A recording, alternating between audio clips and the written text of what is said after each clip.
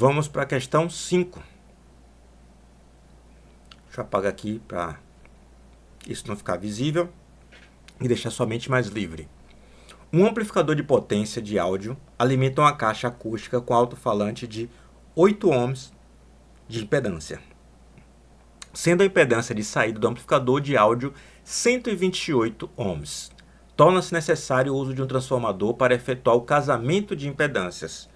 Um transformador considerado sem perdas, um trafo ideal, terá do lado do amplificador de áudio primário o número N1 de espiras e no lado da caixa acústica secundário o número N2 de espiras. A relação N1 sobre N2 de transformador é... Olha, se você nunca estudou esse problema em relação ao casamento de impedância, você vai ficar confuso, ainda que você entenda sobre transformador. O que ele está querendo dizer é o seguinte, volta a aulas anteriores, a gente viu na aula 1, se eu não me engano, aula 1, sobre a transferência da máxima potência. Aula 1 quer dizer, na verdade, aula de corrente contínua, de circuitos em corrente contínua. Sobre a máxima transferência de impedância. Ou, desculpe, sobre a máxima transferência de potência. Que se você tem uma fonte com a impedância resistiva aqui em série, e você tem a alimentação de uma carga, RC, aqui vou indicar uma tensão. Então, no final das contas, a máxima transferência de potência vai se dar quando R1, vou botar com as cores aqui, ó, R1 for igual a RC.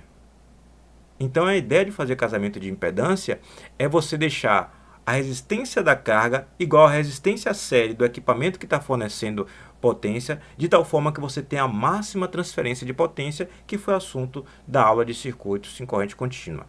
Aqui isso vale para circuitos somente resistivos, não quero discutir a respeito quando tiver parte reativa. Vai ser mais difícil encontrar isso no curso técnico, tanto é que as questões que a gente tem usado basicamente botam resistências. Então, vou simplificar minha análise e está tudo aqui correto, não estou falando nada de errado. Neste caso aqui, o que a gente tem? A gente tem um amplificador de potência. Amplificador de potência. E a gente quer ligar com um alto-falante. Um alto-falante.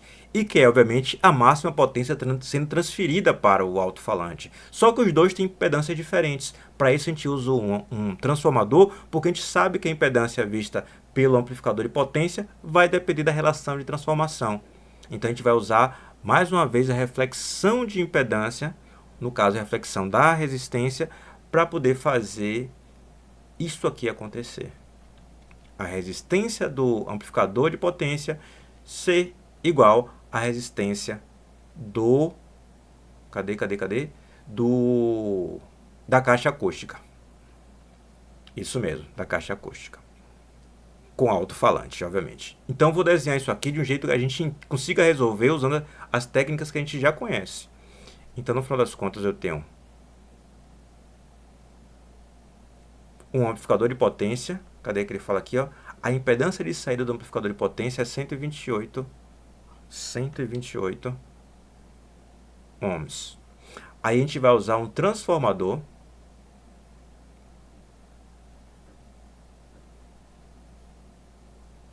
para que a impedância do alto-falante,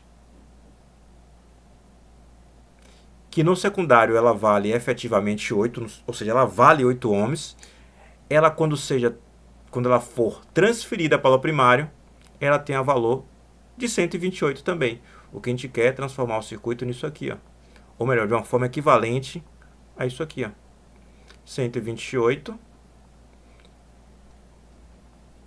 Aí a impedância transferida para o primário vale também 128.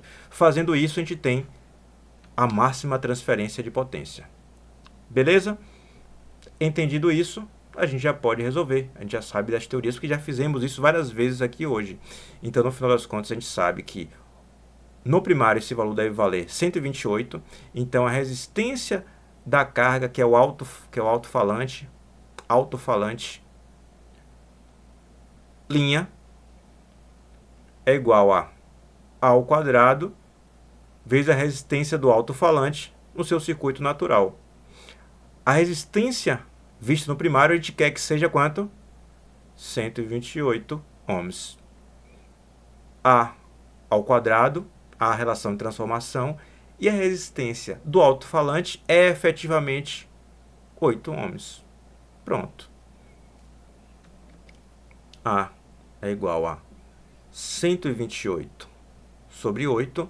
Essa conta a gente não precisa fazer de vez, ainda mais que a gente pode errar. Então a gente faz isso aqui, ó. Divide por 2, dá 64 sobre 4. Divide por 2, dá 32 sobre 2. Divide por 2, A igual a 16.